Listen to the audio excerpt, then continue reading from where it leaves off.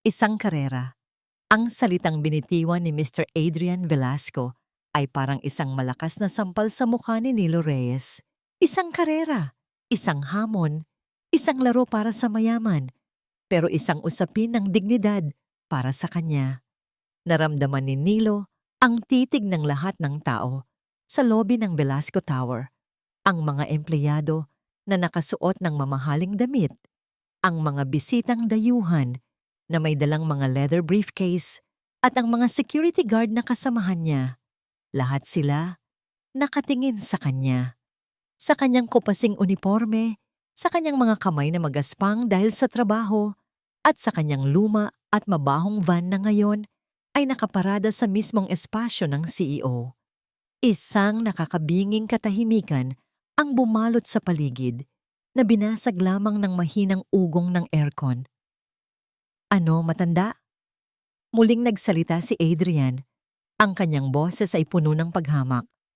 Hindi mo ba narinig? Isang karera. Mula dito hanggang sa construction site sa Laguna. Kung sino ang unang makarating, siya ang may karapatan sa kalsada. Siya ang may halaga. Napayuko si Nilo. Naramdaman niya ang init na gumapang sa kanyang mga pisngi. Sa loob ng 20 taon niya sa Velasco Tower, ngayon lang siya nakaramdam ng ganitong kahihiyan. Hindi siya magnanakaw, hindi siya sinungaling. Isa lang siyang maintenance worker na nagkamaling maparada sa maling lugar dahil sa sirang sistema ng parking. Pero sa mata ni Adrian Velasco, ang pagkakamaling iyon ay isang kasalanan na kailangang pagbayaran. Naalala niya ang kanyang anak. Ang sabi nito, bago umalis papuntang Canada, "Pa, hanggang kailan ka magtitiis sa ganyan?"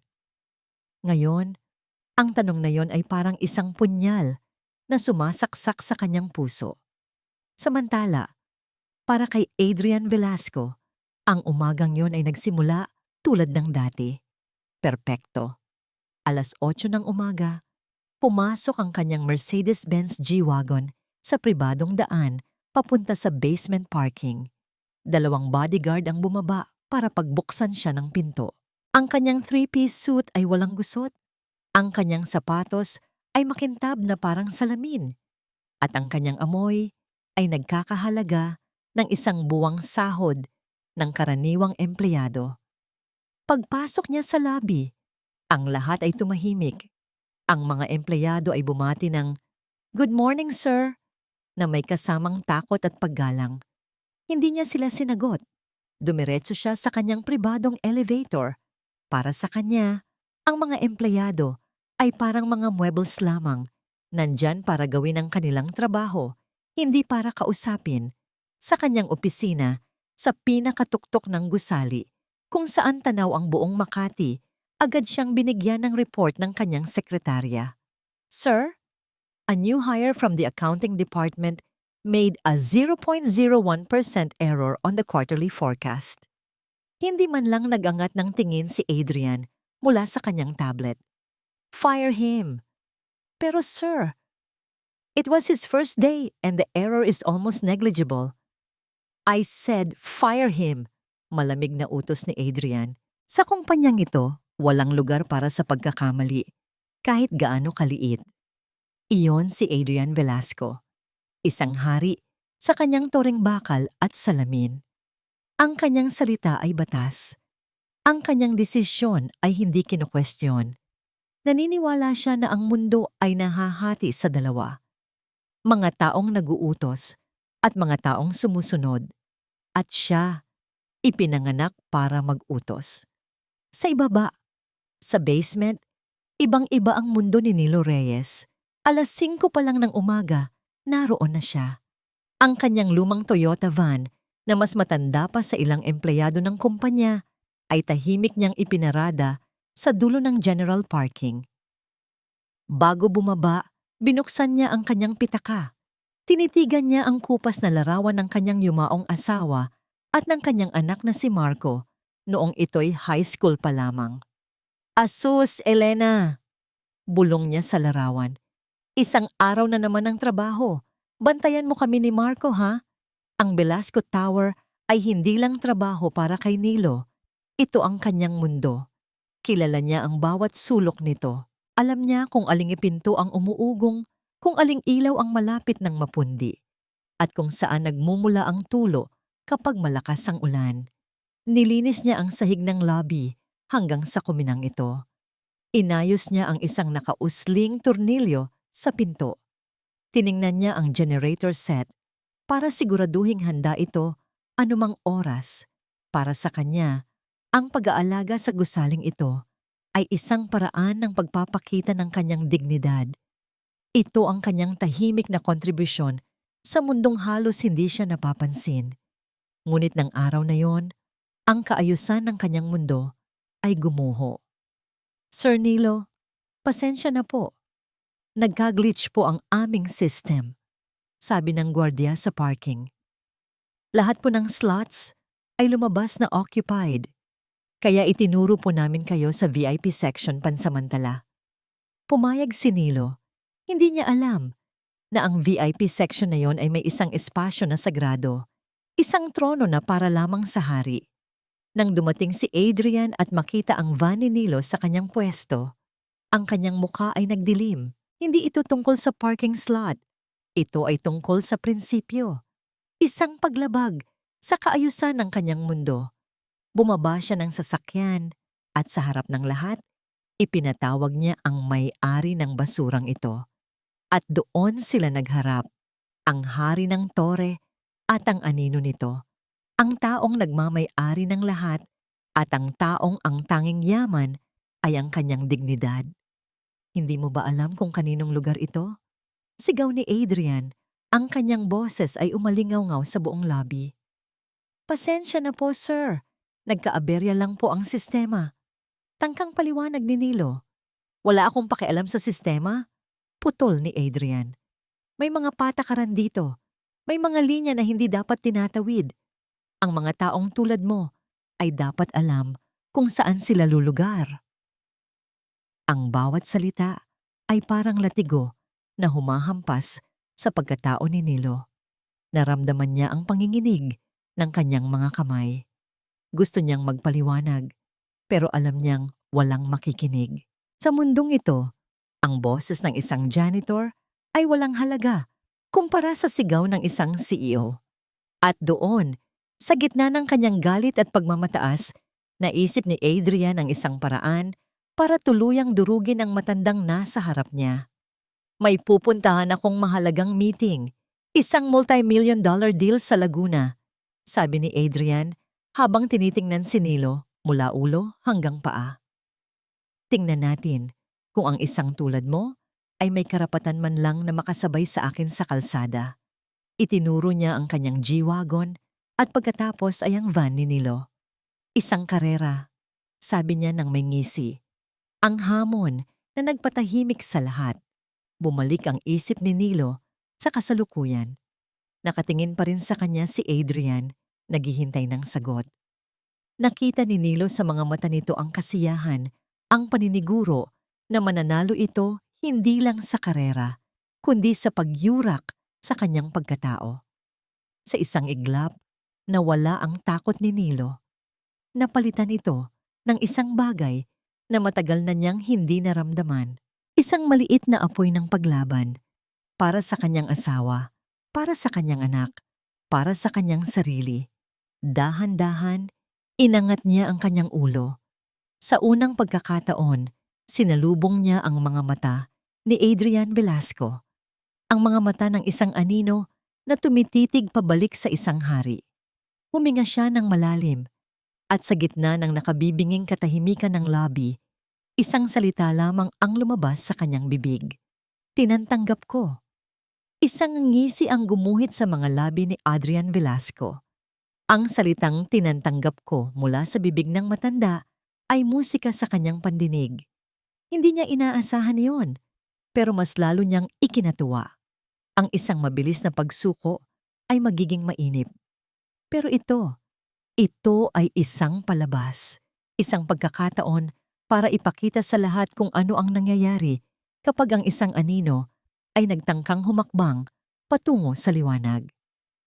Tinalikuran niya si Nilo na parang isang basahan at naglakad patungo sa kanyang pribadong elevator. Ang mga tao sa lobby ay nagbigay daan na parang mga alon na humahawi para sa isang barko.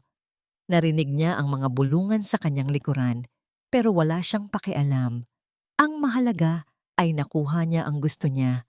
Pagpasok niya sa elevator, ang bakal na pinto ay nagsara at ang katahimikan ay muling bumalot sa kanya. Kinuha niya ang kanyang cellphone, isang modelong mas mahal pa sa sasakyan ni Nilo, at tinawagan ang kanyang assistant na si Miguel. Miguel, malamig niyang sabi, i-cancel mo ang helicopter. I will drive to the Laguna site. Po, sir, but the traffic. Just do it. Putol ni Adrian. And one more thing. Pagdating ko doon, gusto ko may nakahandang isang bote ng pinakamalamig na champagne. Ilagay mo sa finish line. I want our new partners to see how we celebrate a victory. May kaunting pag-aalinlangan sa kabilang linya. Sir, anong victory po? Ngumiti si Adrian habang pinagmamasdan ang kanyang refleksyon sa salamin ng elevator. Isang maliit na laro lang, Miguel. Isang aral na kailangang matutunan ng ilan. Siguraduhin mong nakahanda ang lahat. Ibinaba niya ang tawag bago pa man makasagot si Miguel. Pagdating niya sa kanyang opisina, hindi siya umupo. Dumiretso siya sa malaking bintanang salamin kung saan tanaw niya ang mga gusali, ang mga tulay, at ang mga sasakyang parang mga langgam sa ibaba. Ang kaharian niya. Biglang bumalik sa kanyang isipan ang isang alaala. Ang kanyang ama, si Don Ricardo Velasco, na nakatayo sa mismong lugar na yon ilang linggo bago ito mamatay. Adrian, anak, sabi ng matanda, ang boses nito ay mahina na dahil sa sakit. Sa mundong ito, hindi ka pwedeng magtiwala kahit kanino. Ang taong pinagkakatiwalaan ko, ang kanang kamay ko, siya ang sumaksak sa akin sa likod. Naalala ni Adrian ang krisis na halos magpabagsak sa kanilang kumpanya dahil sa pandarayan ng isang executive. Tandaan mo ito, dugtong ng kanyang ama, habang nakahawak sa kanyang balikat. Ang kapangyarihan ay hindi ibinibigay, inaagaw ito. At para mapanatili ito, kailangan mong maging martilyo, hindi ang pako. Durugin mo sila bago kanila durugin. Ang mga salitang yun ang naging Biblia ni Adrian. Iyon ang dahilan kung bakit siya ganito. Malamig, walang awa, epektibo. Isang katok sa pinto ang pumutol sa kanyang pag-iisip.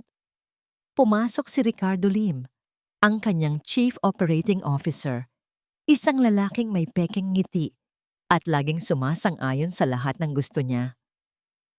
Sir, nabalitaan ko po ang nangyari sa baba. Brilliant move, sir, sabi ni Ricardo, na may kasamang paghanga sa kanyang boses. Isang leksyon sa pagpapakumbaba na kailangan talaga ng mga empleyado dito. It's not a lesson, Ricardo. It's pest control, sagot ni Adrian. Hindi pa rin inaalis ang tingin sa labas. Tama po kayo, sir. Sige po, babalik na po ako sa trabaho. Good luck po sa karera, sabi ni Ricardo bago lumabas. Pero nang magsara ang pinto ng opisina ni Adrian, ang ngiti sa mukha ni Ricardo ay biglang naglaho. Naglakad siya papunta sa isang bakanting pasilyo, kinuha ang kanyang cellphone at nagdial ng isang numero. Hello? Sabi ng boses sa kabilang linya. Ako to, sagot ni Ricardo. Ang kanyang boses ay kalmado at mapanganib. Nasa labas na siya. Oo. Lahat ay ninana na. Lahat ay nasusunod sa plano. Hayaan mo siyang maglaro ng kanyang munting laro. Tayo na ang bahala sa lahat pagkatapos. Samantala, sa tapat ng Velasco Tower, handa na ang lahat. Ang itim na G-Wagon ni Adrian ay parang isang halimaw na nag-aabang. Ang makina nito ay umuugong na parang isang galit na hayop. Sa tabi nito, ang luma at puting van ni Nilo ay mukhang isang pagod na aso. Puno ng gasgas, may kaunting kalawang, pero matatag. Nasa loob ng kanyang sasakyan si Adrian nakasuot ng sunglasses. Tiningnan niya ang van sa kanyang tabi. Hindi galit ang nararamdaman niya, kundi awa. Awa sa isang matandang hindi alam kung saan lulugar. "This will be quick," sabi niya sa kanyang sarili. Hindi na niya hinintay ang anumang hudyat. Bigla niyang tinapakan ng silinyador.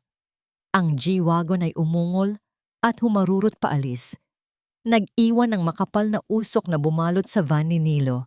Sa expressway ang lahat ay perpekto. Ang G-Wagon ay parang isang bala na lumilipad sa kalsada. Mabilis niyang nilagpasan ang mga mababagal na sasakyan.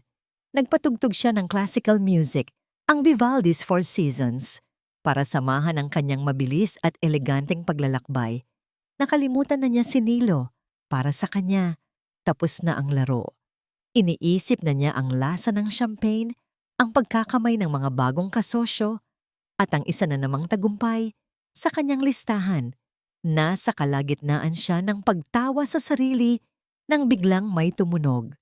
Isang mahinang beep. Hindi niya ito pinansin. Beep, beep. Naging mas mabilis ito. Tumingin siya sa dashboard. Isang maliit na ilaw na kulay pula ang kumukurap-kurap. Engine malfunction, biglang namatay ang tugtog. Beep, beep, beep, beep. Ang isang ilaw ay naging 5. Critical engine failure. Pull over immediately. Bago pa man niya maintindihan ang nangyayari, naramdaman niya ang isang malakas na paguga. Ang G-Wagon ay biglang bumagal at ang manibela ay nagsimulang manginig ng malakas sa kanyang mga kamay. Mawawalan siya ng kontrol. Ang buong G-Wagon ay yumayanig na parang isang hayop na inaatake ng kumbulsyon. Pinilit ni Adrian na hawakan ng mahigpit ang manibela. Ang mga ugat sa kanyang braso ay lumitaw sa sobrang diin. Ang mga babala sa dashboard ay kumukurap na parang mga ilaw ng Pasko sa impyerno. Ang perpektong tunog ng classical music ay napalitan ng isang nakabibinging alarma na paulit-ulit na sumisigaw ng panganib. Hindi ito pwedeng mangyari. Bulong niya sa sarili, puno ng pagtanggi. Tinapakan niya ang preno. Ang gulong ay gumawa ng isang nakakakilabot na tunog sa ibabaw ng aspalto. Nag-swerve ang sasakyan pakaliwa, pagkatapos ay pakanan, bago ito tuluyang huminto sa gilid ng highway. Pagkatapos ng marahas na pag-uga, isang biglaang katahimikan. Ang makina ay namatay. Ang alarma ay tumigil. Ang aircon ay humina. Ang tanging naririnig na lang ni Adrian ay ang malakas na pagkabog ng sarili niyang dibdib. Sinubukan niyang i-start ang makina. 1 beses, 2 beses, 3. Walang nangyari. Tanging isang mahinang click lang ang tugon ng sasakyan. Buwisit! Sa sobrang galit, hinampas niya ng buong lakas ang manibela. Isang matalim na sakit ang gumapang sa kanyang kamay, pero binaliwala niya ito. Ang kanyang isip ay nagliliyab. Paanong masisira ang isang sasakyang nagkakahalaga ng milyon-milyon? Isang German-engineered na obra maestra? Sabotahe. Yun ang unang pumasok sa kanyang isip. May sumabotahe sa kanya. Si Ricardo, isang kalaban sa negosyo. Hindi niya alam, pero sigurado siyang may mananagot dito. Kalmado, Adrian. Kalmado. May mga protocol para dito. Kinuha niya ang kanyang cellphone para tawagan si Miguel. Tiningnan niya ang screen. No service. Napamura siya. Muli niyang tiningnan, itinaas pa sa bintana na parang may magbabago. Wala. Kahit isang bar ng signal, wala. Ang cellphone na kumukonekta sa kanya sa buong mundo ay isa na lang ngayong piraso ng salamin at metal na walang silbi. Okay? Plan B. Ang satellite emergency system ng sasakyan. Ipinagmamalaki ito ng dealer. Kahit nasa gitna ka ng disyerto, sir, isang pindot mo lang, may darating na tulong. Pinindot niya ang pulang SOS button sa may kisame. Walang tumunog, walang ilaw, patay. Lahat patay. Ang init sa loob ng sasakyan ay nagsimula nang maging hindi komportable. Ang katad na upuan ay dumidikit na sa kanyang likod. Napilitan siyang buksan ang pinto. Ang init sa labas ay parang isang sampal, isang mainit, tuyo, at maruming hangin ang sumalubong sa kanya. Dala ang amoy ng aspalto at pollution. Bumaba siya ng sasakyan. Ang kanyang sapatos na Salvatore Ferragamo na kanina lang ay kumikinang sa lobby ay agad nalagyan ng alikabok. Tumingin siya sa paligid. Nasa gitna siya ng kawalan. Mahabang kahabaan ng highway sa harap at sa likod. Ilang puno sa di kalayuan. At ang nakakapasong sikat ng araw. Ilang sasakyan ang mabilis na dumaan. May mga tumingin sa kanya pero walang huminto. Para sa kanila, isa lang siyang lalaking nasiraan sa gilid ng daan. Nawala ang kanyang titulo. Nawala ang kanyang kapangyarihan. Dito, sa ilalim ng araw, siya ay ordinaryo. Walang halaga. Naramdaman niya ang isang emosyon na matagal na niyang hindi naramdaman. Pagkabalisa. Isang pakiramdam ng kawalan ng kontrol. Tiningnan niya ang kanyang perpektong suit na ngayon ay may bahid na ng pawis. Tiningnan niya ang kanyang walang silbing sasakyan, ang kanyang walang silbing cellphone. Isang tawa ang kumawala sa kanyang bibig. Isang tawa na walang saya. Isang tawa na puno ng kabiguan. Sa sobrang galit at pagkadismaya, sinipa niya ng buong lakas ang gulong ng G-Wagon. Ang sakit ay muling gumapang sa kanyang paa, pero nagpatuloy siya. Sinipa niya ito ulit at ulit, na parang sa paggawa noon ay may magbabago. Nang mapagod, sumandal siya sa mainit na bakal ng sasakyan at dahan-dahang napaupo sa lupa. Ibinaba niya ang kanyang ulo sa kanyang mga kamay. Ang hari ng tore ay naging isang alipin ng kalsada. Ang tanging naririnig niya na lang ay ang ugong ng mga dumadaang sasakyan at ang sarili niyang mabigat na paghinga. Ilang minuto siyang nanatili sa ganoong posisyon. Natalo, pinagpawisan, at nag-iisa. Hanggang sa may narinig siyang isang tunog. Hindi ito ang malakas na ugong ng isang truck o ang mabilis na harurot ng isang kotse. Ito ay isang mahina, paos, pero pamilyar na tunog ng makina. Isang tunog na kanina lang ay kanyang hinamak. Dahan-dahan, itinaas niya ang kanyang ulo. Mula sa malayo, papalapit sa kanya, ay isang luma at puting van. Gumagalaw ito sa mabagal at kalmadong bilis na parang hindi nagmamadali. Huminto ito eksakto sa tabi niya. Ang bintana sa passenger side ay dahan-dahang bumaba. Sa likod nito, nakaupo ng tuwid, hawak ang manibela, ay ang mukha ni Nilo Reyes. Walang ngisi, walang paghamak. Tanging isang kalmadong ekspresyon lang habang nakatingin ito sa kanya. Tinitigan ni Nilo ang lalaking nasa labas ng kanyang van. Si Adrian Velasco.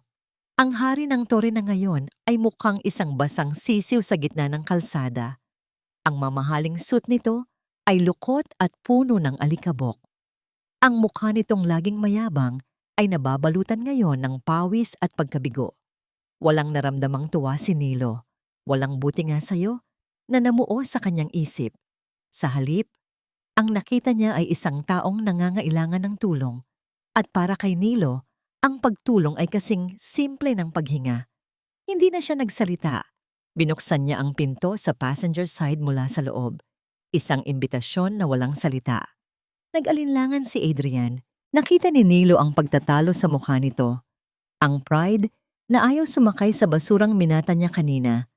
At ang desperasyon ng isang taong wala nang ibang pagpipilian. Sa huli, nanalo ang desperasyon. Pumasok si Adrian sa van. Agad niyang naramdaman ang kaibahan. Kung ang G-Wagon niya ay maluwag at malamig, ang van ni Nilo ay masikip at medyo mainit.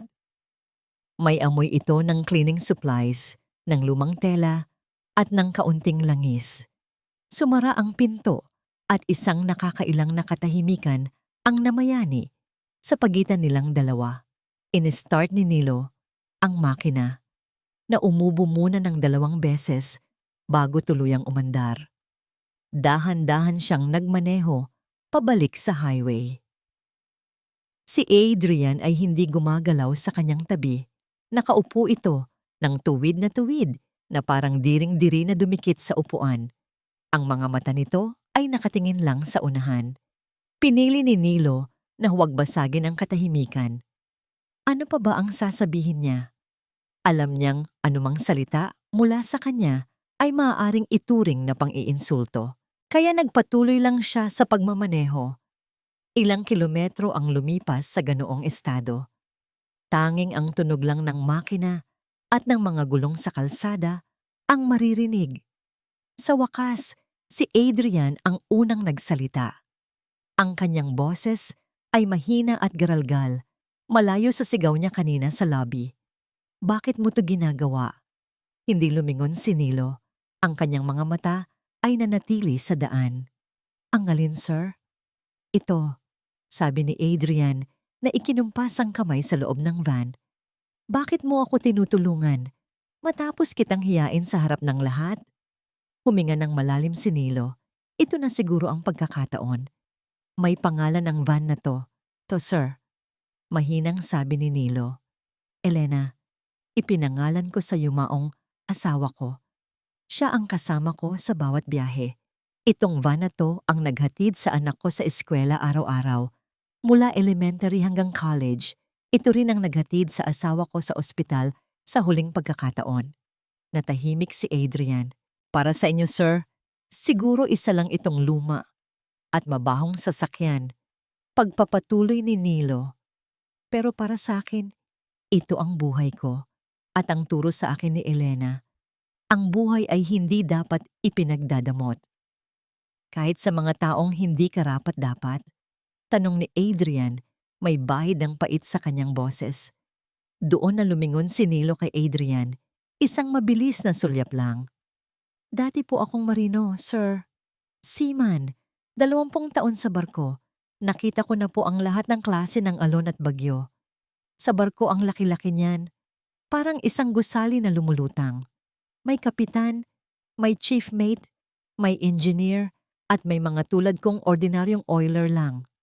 Pero kapag dumating ang isang malakas na bagyo, sir, kapag ang alon ay singtaas na ng barko at ang hangin ay sumisipol na parang demonyo, alam niyo po kung ano ang natutunan ko. Umiling si Adrian. Natutunan ko na wala ng ranggo-ranggo, wala ng kapitan o oiler. Lahat kami, iisa lang ang kalaban, ang dagat. At sa oras na yon, ang tanging magliligtas sa'yo ay ang taong katabi mo, kahit sino pa siya. Dahil sa gitna ng bagyo, pare-pareho lang tayong lahat. Isang mahabang katahimikan ang sumunod. Tanging ang ugong lang ng makina ang maririnig. Si Adrian ay nakatingin sa labas ng bintana, pero alam ni Nilo na hindi ang mga dumadaang puno ang tinitingnan nito. Sa unang pagkakataon, napansin ni Adrian ang isang maliit at kupas na larawan na nakadikit sa dashboard. Isang babaeng nakangiti at isang batang lalaki na nakauniforme. Ang anak ko, si Marco, sabi ni Nilo, na napansin ang tinitingnan ni Adrian. Engineer na siya ngayon, nasa Canada. Mas malaki pa siguro ang kinikita sa akin sa isang linggo lang. Kung ganoon, bakit ka pa nagtatrabaho bilang janitor? Hindi napigilan ni Adrian na itanong. Isang malungkot na ngiti ang sumilay sa labi ni Nilo. Dahil ito ang trabahong nagpaaral sa kanya. At dahil gusto niyang mas magandang buhay, siguro para sa kanya, kahiya-hiya ang trabaho ko. Pero para sa akin, walang trabahong kahiya-hiya hanggat ginagawa mo ito ng may dignidad. Wala nang nagsalita pagkatapos noon. Si Adrian ay sumandal na sa upuan. Ang kanyang katawan ay hindi na kasing tigas ng kanina. Ang kanyang mga mata ay nakapako pa rin sa larawan nina Elena at Marco. Sa isip niya, umuulit-ulit ang mga salita ni Nilo. Sa gitna ng bagyo, pare-pareho lang tayong lahat. Maya-maya, natanaw na nila ang entrance ng industrial park. Malapit na sila. Pero mula sa di kalayuan, nakita nila ang isang grupo ng mga taong nakasuit na papalabas sa isang gusali. May nagkakamayan, may mga tumatawa, at nakita ni Adrian ang logo ng pinakamalaki niyang Kakompetensya sa gilid ng isang itim na kotse. Sumakay ang mga ito sa kani-kanilang sasakyan at umalis. Huli na sila. Ang multi-million-dollar deal. Ang karera. Ang lahat ng pinag-ugatan ng arogansya niya kaninang umaga. Lahat ay nawala. Parang pinanood ni Adrian ang isang pelikula sa slow motion. Ang pagkakamay. Ang mga ngiti ng tagumpay sa mukha ng kanyang karibal. Ang pag-alis ng mga sasakyan. Bawat eksena ay parang isang suntok sa kanyang sikmura. Huminto ang van ni Nilo, ilang metro, mula sa gate. Walang nagsalita. Ang tanging naririnig ay ang tahimik na ugong ng makina ng van na parang isang buntong hininga ng pagkatalo. Tapos na, bulong ni Adrian sa sarili. Hindi ito isang tanong, kundi isang mapait na pag-amin. Nang mga sandaling iyon, ang kanyang personal assistant na si Miguel ay patakbong lumapit sa van. Ang mukha ay puno ng pag-aalala at takot. Sir? Sir, anong nangyari? Tinatawagan ko po kayo, hindi makontak. Nag-aalala na po kami, sabi ni Miguel habang sinusubukang silipin ang loob ng van. Binuksan ni Adrian ang pinto at bumaba. Ang kanyang katawan ay parang binuhusan ng malamig na tubig. Ang init ng araw ay hindi na niya maramdaman. They signed with kompetensya, sabi ni Adrian. Ang boses niya ay walang emosyon, na parang nag-uulat lang ng panahon. Namutla si Miguel. Sir, paano po ang sabi po nila hihintayin? Wala nang sabi nila, Miguel, it's done. Sigaw ni Adrian, ang kanyang pagtitimpi ay biglang gumuho. Ang lahat ng galit at kahihihiyan na naipon niya ay bumalik. Nasaan ang tow truck? Nasaan ang service team ko? Bakit hinayaan niyo akong mabulok sa gitna ng highway? Napayuko si Miguel. Sir, papunta na po sila. Nagka-traffic lang po ng malala dahil sa isang aksidente. Patawad po, sir. Hindi na sumagot si Adrian. Tinalikuran niya si Miguel at ang lahat. Naglakad siya palayo. Kinuha ang kanyang cellphone na ngayon ay may signal na at nagdial. Ang balita ng kanyang pagkabigo ay kumalat na parang apoy sa loob ng Velasco Holdings bago pa man siya makabalik ng Makati. Pagdating niya sa tore, ang atmosphere ay ibang-iba. Ang dating takot sa mga mata ng empleyado ay napalitan ng mga pabulong na tanong at mapanuring tingin. Dumiretso siya sa kanyang opisina at isinara ang pinto ng malakas. Ilang minuto lang, tumunog ang intercom. Sir, emergency board meeting po. Online, in 5 minutes. Sa screen ng kanyang computer, isa-isang lumitaw ang mga mukha ng board members. Mga matatandang lalaki at babae na naglagay ng bilyon-bilyong piso sa kanyang kumpanya. Ang kanilang mga mukha ay seryoso, walang bahid ng anumang simpatya. Adrian, what the hell happened? Bungad ng chairman, isang matandang kaibigan pa ng kanyang ama. There was a technical issue with my car. I was stranded.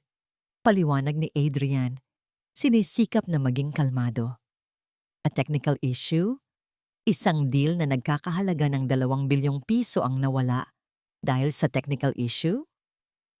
Sarkastikong sabi ng isa pang miyembro. Ang balitang kumakalat ay nakipagkarera ka raw sa isang janitor. Naramdaman ni Adrian ang pag-init ng kanyang mukha. That is an exaggeration. An internal matter that was blown out of proportion. Ang mahalaga, Adrian, ay nawala ang deal, sabi ng chairman.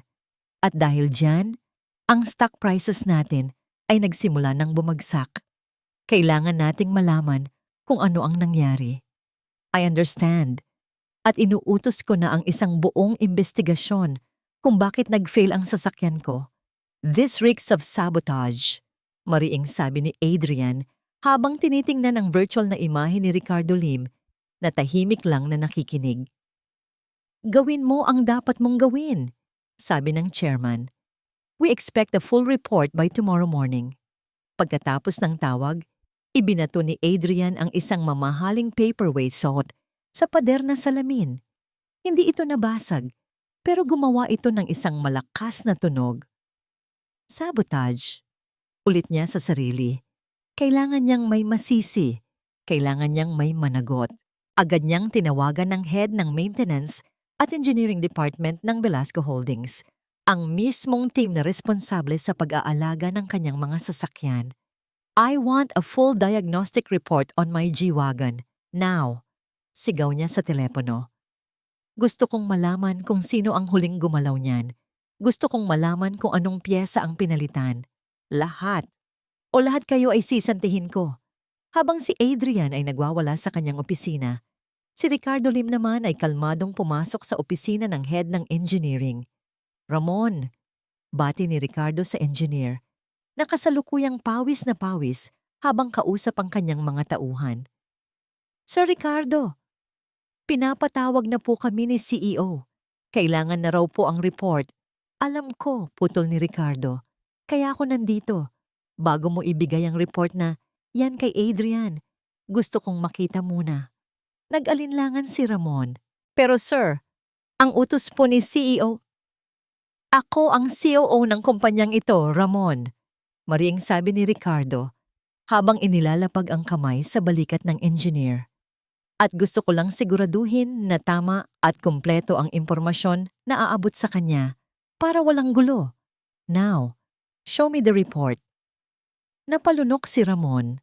Walang nagawa kundi iabot ang tablet na naglalaman ng paunang mga resulta. Binasa ito ni Ricardo. Isang maliit na ngisi ang sumilay sa kanyang labi habang binabasa ang mga teknikal na detalye. Pagkatapos, tumingin siya kay Ramon. Magaling! I-print mo to at ihanda mo rin ang lahat ng purchase orders at work requests na may kinalaman dito, especially yung mga pinirmahan ni CEO. Umalis si Ricardo na may dalang kopya ng report. Iniwan si Ramon na naguguluhan at kinakabahan. Ilang oras ang lumipas. Gabi na. Si Adrian ay nakaupo pa rin sa kanyang madilim na opisina, naghihintay. Biglang tumunog ang kanyang telepono. Si Ramon. Sir, sabi ng engineer, ang boses ay nanginginig. What is it? Nahanap niyo na ba? Walang pasensyang tanong ni Adrian. Opo, sir. Nahanap na po namin ang problema. And? Nagkaroon ng isang sandaling katahimikan sa kabilang linya. Sir, hindi po ito sabotahe. Anong hindi sabotahe? Then what is it? Huminga ng malalim si Ramon bago sumagot. Ang piyesa po na ipinalit sa makina, peke po. Substandard! Galing po sa supplier na nakuha natin nung nagkaroon po tayo ng cost-cutting initiative. Ang mga salita ng engineer ay parang isang malakas na suntok na nagpatigil sa paghinga ni Adrian. Peke, substandard, cost-cutting. Ang mga salitang yon ay umalingaw-ngaw sa kanyang isip. Paulit-ulit. Para siyang binuhusan ng nagyelong tubig. Ang teorya niya ng sabotahe, ang tanging bagay na pinanghahawakan niya para isalba ang kanyang sarili, ay biglang gumuho na parang isang kastilyong buhangin. Imposible, sabi niya. Pero ang kanyang boses ay walang laman, walang lakas. Sir, narito po sa report. Ang serial number po ng piyesa ay hindi tugma sa records ng manufacturer. Isa po itong Class C replacement part mula sa isang unaccredited supplier sa China. Paliwanag ni Ramon sa kabilang linya. Sino ang nag-aproba niyan? Tanong ni Adrian. Kahit na sa kaibuturan ng kanyang isip, nagsisimula na siyang matakot sa sagot. Ang purchase order po ay, may pirma ninyo, sir. Click. Ibinaba ni Adrian ang telepono. Ang kanyang kamay ay nanginginig. Siya, ang may kasalanan, ay siya. Naalala niya ang isang meeting ilang buwan na, ang nakalipas. Si Ricardo Lim, nagprepresenta ng isang plano para makatipid ng 30% sa operational expenses. Kasama doon ang pagkuha ng mga bagong supplier para sa lahat ng bagay, mula sa tissue sa banyo hanggang sa mga piyesa ng sasakyan. Are they reliable? Tanong niya noon. They meet the minimum requirements, sir, and the savings will be substantial. It will look very good on our quarterly report, sagot ni Ricardo na may kasamang matamis na ngiti. At pumirma siya. Hindi na siya nagtanong. Hindi na niya inusisa. Ang tanging nakita niya ay ang mga numero, ang pagtaas ng profit margin. Ang tanging narinig niya ay ang papuri ng board, ang lason na ipinainom niya sa kanyang kumpanya, ang pilosopiya na ang kita ay mas mahalaga kaysa sa kalidad, ay ang mismong lason na ngayon ay kumakain sa kanya. Isang katok sa pinto ang nagpabalik sa kanya sa kasalukuyan. Bumukas ito at pumasok si Ricardo Lim. Ang kanyang mukha ay puno ng pekeng pag-aalala. "Sir, narinig ko ang balita." "Nakakagulat," sabi ni Ricardo habang isinasara ang pinto. "Ikaw," sabi ni Adrian. Ang kanyang boses ay mababa at puno ng galit. Itinuro niya ang COO. "Ikaw ang nagdala ng supplier na yan. Ikaw ang nagrekomenda nito. Anong ginawa mo, Ricardo?" "Ako, sir?" Tanong ni Ricardo na may ekspresyon ng isang taong inosente. "Sinunod ko lang po ang utos ninyo. Ang direktiba po ninyo, sir, ay profitability above all else. Iyan ay para sa negosyo, hindi para ilagay sa panganib ang buhay ko." Sigaw ni Adrian habang itinuturo ang kanyang sarili. "Sir, wala po akong intensyon na ganoon," kalmadong sagot ni Ricardo. Pagkatapos, naglakad siya palapit sa mesa ni Adrian at naglapag ng isang folder. Isang makapal na folder. "Ano to?" tanong ni Adrian. "Minutes of the meeting, sir. Emails, memos," sabi ni Ricardo. "Lahat po ng komunikasyon natin tungkol sa cost-cutting initiative. At sa bawat isa po niyan, malinaw ang utos ninyo. Find the cheapest option, no exceptions." Nandyan din po ang report ng Quality Assurance Team na nagbabalat tungkol sa mga panganib, pero minarkahan ninyo po ng overruled. Binuksan ni Adrian ang folder. Ang kanyang mga mata ay nanlalaki habang nakikita ang sarili niyang mga salita. Ang sarili niyang pirma. Sa bawat pahina, isang trail ng ebidensya na nagtuturo sa iisang tao. Sa kanya. Si Ricardo ay naghanda. Kinolekta niya ang lahat ng ito. Inipon niya ang mga bala habang siya ay abala sa pagpapaputok ng sarili niyang baril. Biglang bumalik sa isip ni Adrian ang imahe ng kanyang ama. Nakahiga sa kama, mahina at talunan. Ang taong pinagkakatiwalaan ko, siya ang sumaksak sa akin sa likod. Tumingala siya mula sa mga dokumento at tinitigan si Ricardo. Ang pekeng namangiti, ang mga matang puno ng pagkalkula. Nakita niya ngayon ang tunay na Ricardo Lim. Hindi isang tapat na alalay, kundi isang ahas na nag-abang lang ng tamang pagkakataon para tumuklaw. "You planned this," sabi ni Adrian, hindi makapaniwala. "Hindi ko po ito plinano, sir. Kayo po ang gumawa ng lahat ng desisyon. Ako lang po ang tagasunod," sagot ni Ricardo. Ang kanyang boses ay wala ng bahid ng paggalang. Ito na ang boses ng isang taong hawak ang lahat ng baraha. "Ang pagkakamali niyo lang, sir, ay ang isipin na lahat kami ay tanga, na lahat kami ay magpapabulag sa kapangyarihan niyo." "Lalabas na po ako, Sir Adrian," sabi ni Ricardo na binibigkas ang pangalan ni Adrian na may halong pangiinsulto. "May emergency board meeting po ulit at sa pagkakataong ito, ako na po ang magpepresenta." Tumalikod si Ricardo at naglakad palabas ng opisina.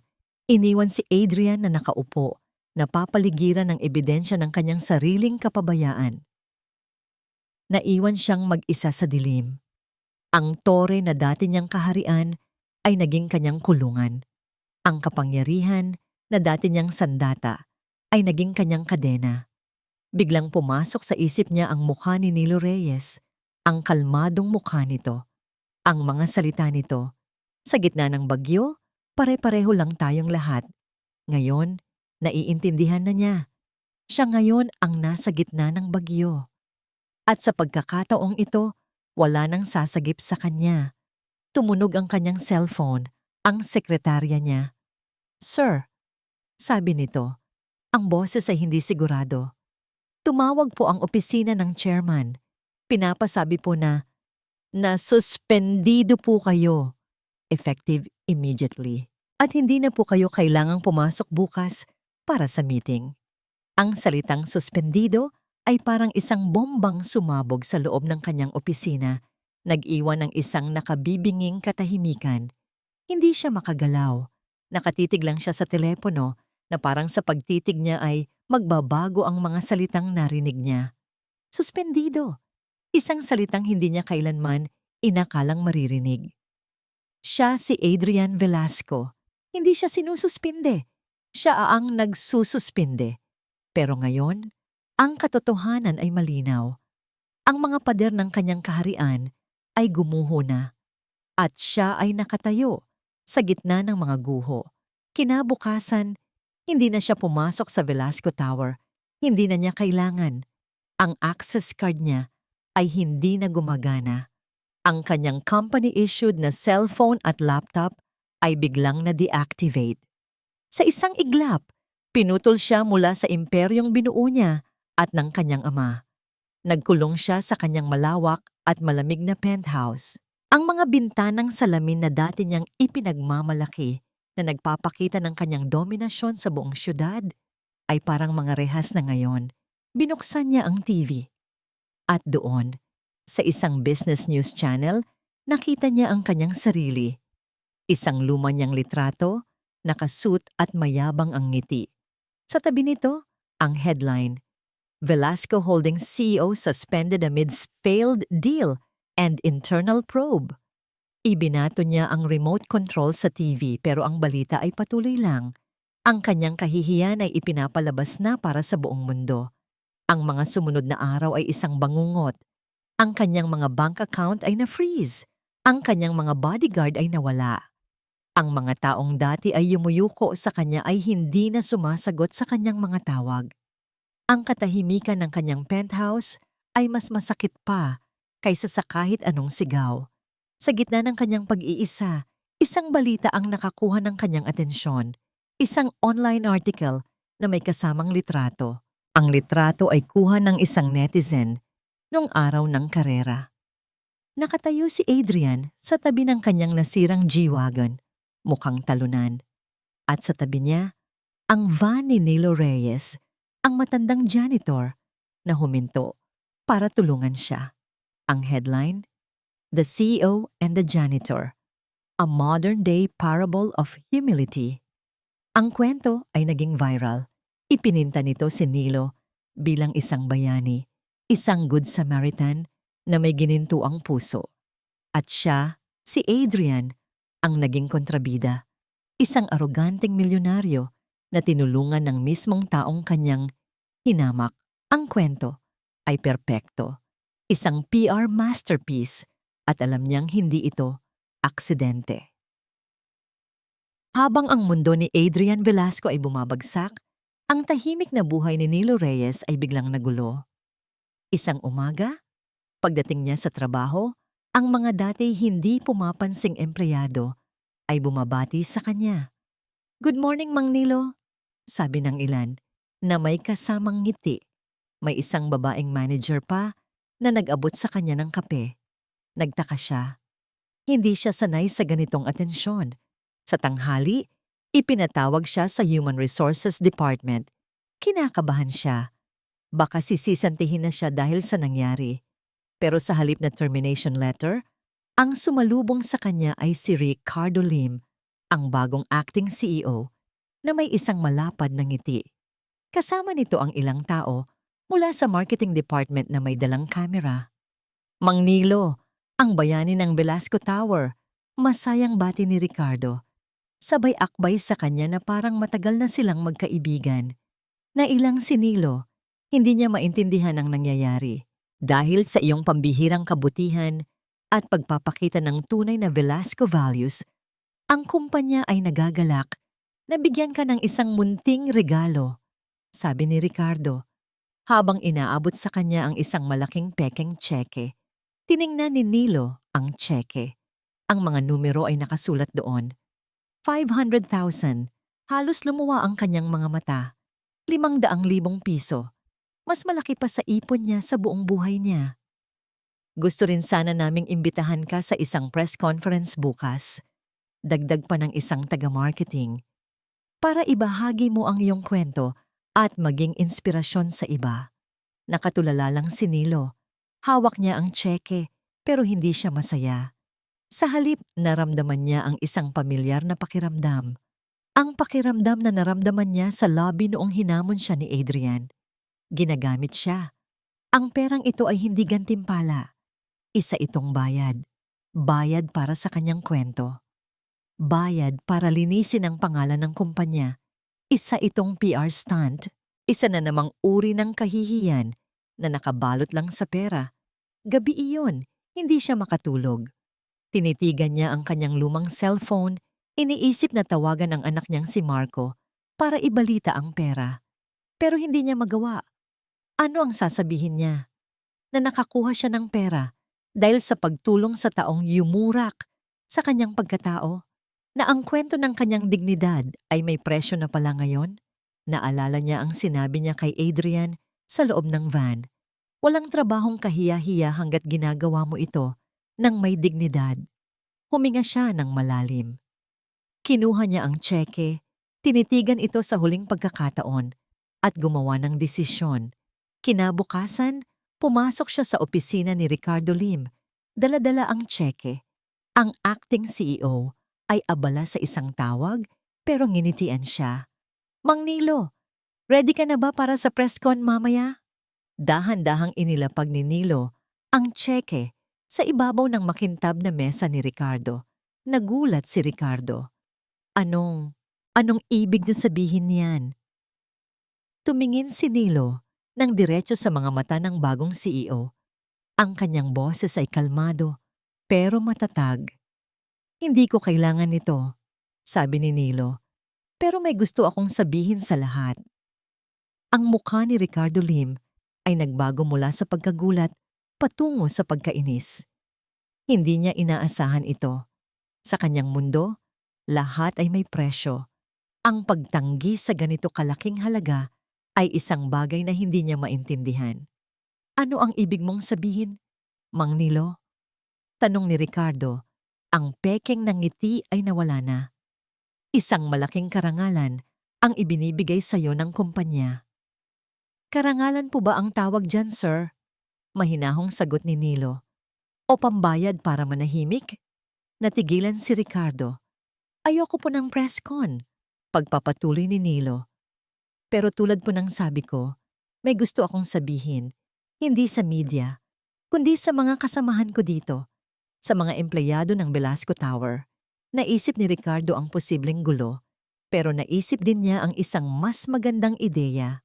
Isang pagkakataon para ipakita na siya ay isang makamasang leader, hindi tulad ni Adrian, kung hahayaan niyang magsalita ang matanda.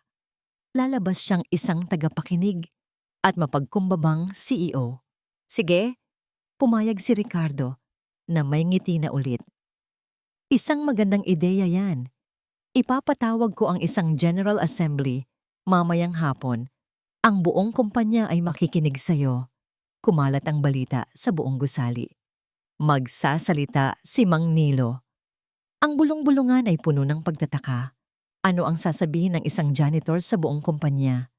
Samantala, sa isang maliit at hindi kilalang coffee shop, sa isang sulok ng Quezon City, nakaupo si Adrian Velasco. Nakasuot siya ng simpleng t-shirt at baseball cap para hindi makilala. Nanonood siya ng balita sa kanyang lumang tablet na binili niya gamit ang natitira niyang pera. Napanood niya ang anunsyo tungkol sa General Assembly sa Velasco Tower. Nakita niya ang pangalan ni Nilo Reyes. Naramdaman niya ang isang kaba. Ano ang gagawin ng matanda? Ibubunyag ba nito ang lahat ng kahihiyang ginawa niya? Sisirain ba siya nito ng tuluyan? Dumating ang hapon. Ang malaking function hall ng Velasco Tower ay puno ng mga empleyado mula sa mga bagong hire hanggang sa mga senior executive. Lahat ay nag-aabang. Sa entablado, nakaupo si Ricardo Lim at ang iba pang mga opisyal. Tinawag ang pangalan ni Nilo Reyes. Dahan-dahang umakyat si Nilo sa entablado. Ang kanyang uniforme ay malinis pero luma. Ang kanyang mga kamay ay bahagyang nanginginig. Ito ang unang pagkakataon sa buong buhay niya na haharap siya sa ganito karaming tao. Tumayo siya sa harap ng mikropono. Isang nakabibinging katahimikan ang bumalot sa buong hall. Maging si Adrian na nanonood sa pamamagitan ng isang pirated livestream sa kanyang tablet ay napigil ang paghinga. Huminga ng malalim si Nilo at nagsimula. "Magandang hapon po sa inyong lahat," sabi niya. Ang kanyang boses ay mahina sa simula. "Ako po si Benigno Reyes. Nilo para po sa inyo. 20 taon na po akong nagtatrabaho dito bilang maintenance. Marami po sa inyo. Araw-araw niyo akong nakikita. Pero hindi niyo po ako kilala. Ako po yung anino na nagwawalis sa lobby. Ako po yung kamay na nag-aayos ng sirang pinto. Hindi po ako mahalaga." Nagkaroon ng bulungan sa mga manonood. Noong 1 linggo, may nangyari po. Isang karera. Siguro po nabalitaan niyo na. Naging viral po sa internet. Ginawa po akong bayani. Ang sabi po nila, mabuti raw po akong tao. Tumingin siya sa mga mukha sa harap niya. Pero hindi po ako nagsalita para sabihing mabuti akong tao. Nagsalita po ako dahil sa gusaling ito. Itinuro niya ang sahig.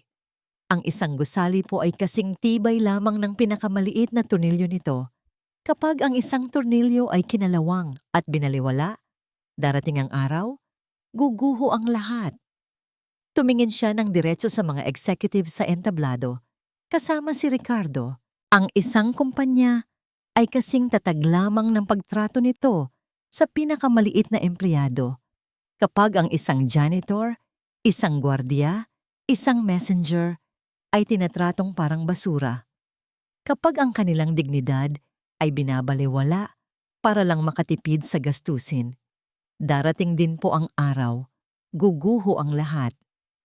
Hindi niya binanggit ang pangalan ni Adrian. Hindi niya binanggit ang pangalan ni Ricardo. Pero ang kanyang mga salita ay tumama ng mas malakas kaysa sa anumang personal na akusasyon. Hindi po ako galit kay Sir Adrian.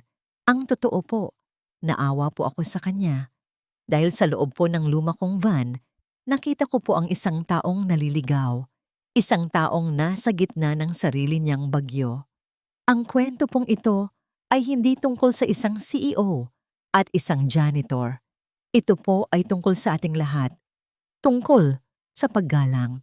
Tungkol sa dignidad. Yun lang po. Maraming salamat.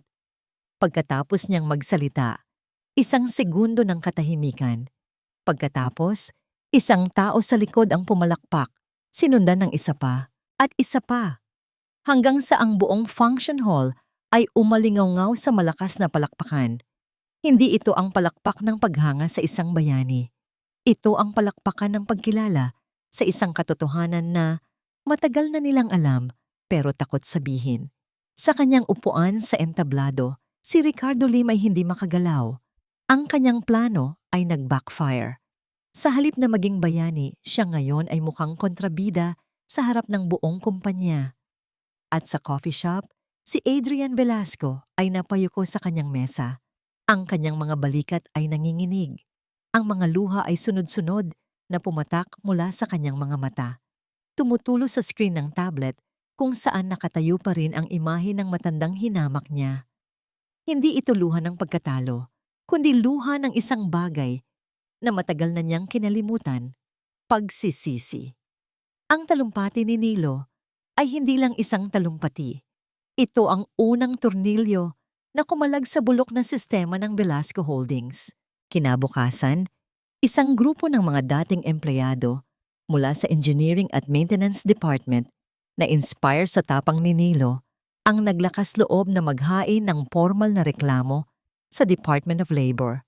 Inilabas nila ang lahat ng ebidensya ng mga maanumalyang kontrata, paggamit ng substandard na materyales at hindi makataong mga patakaran na ipinatupad, hindi ni Adrian, kundi ng taong direktang namamahala sa kanila, si COO Ricardo Lim. Ilang buwan ang lumipas. Ang Velasco Tower ay nanatiling nakatayo, pero ang pundasyon nito ay nayanig ng husto. Ang mga investigasyon na nagsimula sa reklamo ng mga maintenance workers ay humantong sa pagbubunyag ng malawakang korupsyon sa ilalim ng pamumuno ni Ricardo Lim. Siya ay tinanggal sa pwesto at nahaharap ngayon sa maraming kaso. Ang kumpanya ay nasa ilalim ng bagong pamunuan, isang board na napilitang matuto ng isang mapait na leksyon tungkol sa tunay na halaga.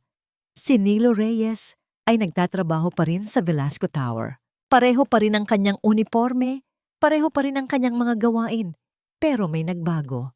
Tuwing umaga, pagdating niya, ang mga empleyadong nakakasalubong niya ay hindi na lang tumamatango. Ngumingiti sila. Binabati nila siya. Magandang umaga, Mang Nilo. Minsan, may nag-aabot sa kanya ng pandesal. Ang dating anino sa lobby ay may pangalan na ngayon. May mukha, may boses. Isang hapon, habang siya ay nagpupunas ng salamin sa lobby, isang batang babae na bagong manager ang lumapit sa kanya. Mang Nilo, sabi nito, na may bahid ng hiya sa mukha. Gusto ko lang po sanang humingi ng tawad. Isa po ako sa mga tumawa noong nangyari yun. Pasensya na po. Ngumiti lang si Nilo. Isang nangiting puno ng pag-unawa. Tapos na yun, Ineng. Ang mahalaga ay ang ngayon. Ang pinakamalaking pagbabago sa buhay ni Nilo ay hindi nangyari sa loob ng Velasco Tower, kundi sa isang screen ng cellphone. Isang gabi, habang siya ay naghahapunan, tumawag ang kanyang anak na si Marco. Isang video call. Bihira itong mangyari. Pa, sabi ni Marco, ang kanyang mukha ay seryoso. May pinanood sa akin yung kaibigan ko. Isang video. Yung speech mo sa kumpanya. Natahimik si Nilo. Pa, ulit ni Marco. At sa pagkakataong ito, nakita ni Nilo ang pag-init ng mga mata ng kanyang anak. Ngayon ko lang naintindihan. All these years, I was so stupid. I'm sorry, Pa. At pagkatapos, sinabi ni Marco ang mga salitang matagal nang hinintay ni Nilo. Mga salitang mas mahalaga pa sa kahit anong 500,000 pisong tseke. I'm proud of you, Pa. Sa unang pagkakataon sa loob ng maraming taon, si Nilo Reyes ay umiyak. Hindi dahil sa lungkot o kahihiyan, kundi dahil sa purong kaligayahan. Si Adrian Velasco naman ay naglaho na parang bula. Wala na siya sa mga business news, wala na sa mga society pages. Ang kanyang penthouse ay naibenta. Ang kanyang mga mamahaling sasakyan ay narimata. Ang pangalang Velasco, na dati ay simbolo ng kapangyarihan, ay naging isang babala. Walang nakakaalam kung nasaan siya. Isang maulang hapon, habang pauwi na si Nilo, nakita niya ang isang kariton ng gulay na tumaob sa gilid ng kalsada. Ang mga panindang kamatis at sibuyas ay nagkalat sa basang semento. Ang matandang nagtitinda ay halos maiyak na habang pinupulot ang mga ito. Ihininto ni Nilo ang kanyang van sa gilid at bumaba para tumulong. Habang sila ay nagpupulot, isang lalaki na nakasuot ng simpleng itim na jacket at ball cap ang lumapit din at nagsimulang tumulong. Hindi ito nagsalita. Pinulot lang nito ang mga gulay at inilagay pabalik sa kariton. Nang matapos sila, nagpasalamat ng husto ang matandang tindera. Salamat mga iho, pagpalain kayo ng Diyos, sabi nito. Noon lang nagtama ang mga mata ni Nilo at ng estranghero. Sa ilalim ng takip ng ball cap, sa kabila ng ilang buwang pagbabago, nakilala ni Nilo ang mga matang iyon. Mga matang dati ay puno ng pagmamataas. Pero ngayon ay may bahid ng isang bagay na iba, isang kalmadong pagtanggap. Si Adrian Velasco. Walang nagsalita sa kanilang dalawa. Walang kumusta. Walang salamat. Walang patawad. Ang lahat ay nasabi na. Tumingin si Adrian kay Nilo. Sa mga mata ng dating CEO, walang bahid ng galit o sama ng loob. Dahan-dahan, itinaas ni Adrian ang kanyang kamay. At marahan siyang tumango. Isang tango ng pagkilala, isang tango ng paggalang. Pagkatapos, tumalikod si Adrian at tahimik na naglakad papalayo na wala sa gitna ng maraming tao sa Quiapo. Sumakay si Nilo Sa kanyang van, pinanood niya ang papalayong anyo ni Adrian hanggang sa hindi na niya ito makita. Hindi niya alam kung ano na ang buhay ni Adrian ngayon. Hindi niya alam kung napatawad na nito ang sarili. Pero isa lang ang sigurado niya. Ang hari ng tore ay natutong maglakad sa lupa. In-start ni Nilo ang makina ng kanyang matapat na Elena. Habang dahan-dahan siyang nagmamaneho sa gitna ng traffic sa Maynila, isang ngangiti ang sumilay sa kanyang mga labi. Ang araw ay papalubog at ang mga ilaw ng syudad ay nagsisimula ng sumindi. Para sa kanya, ito ay isa na namang bagong simula. Ang hangin ay sariwa, ang langit ay payapa, ang bagyo ay tapos na.